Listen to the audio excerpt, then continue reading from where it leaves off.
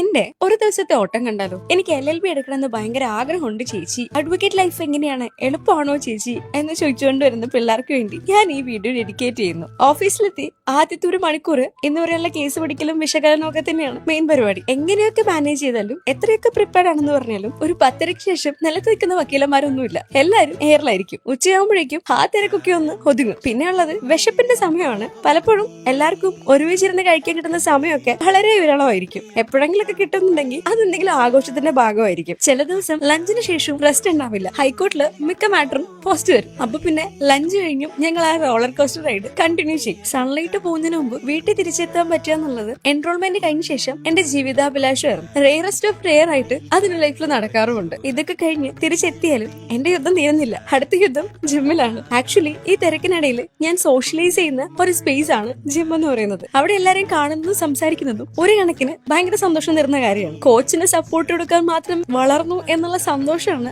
എന്റെ മുഖത്ത് നിങ്ങൾ കാണുന്നത്. അടുത്തത് ചെസ് നമ്പർ 2. ജിമ്മിൽ എന്തെങ്കിലും ചെയ്ത് കഴിയുമ്പോഴേക്കും എവിടുന്നോ ഇല്ലാത്തൊരു സന്തോഷം എനർജി ഒക്കെ വരും. പിന്നെ ഫുഡ് കഴിച്ച് ഒരു ഉറക്കം. ഇതാണ് ടിപ്പിക്കലി എന്റെ ഒരു കംപ്ലീറ്റ് ഡേ. അപ്പം നമുക്ക് അടുത്ത വീഡിയോയിൽ കാണാം. ബൈ.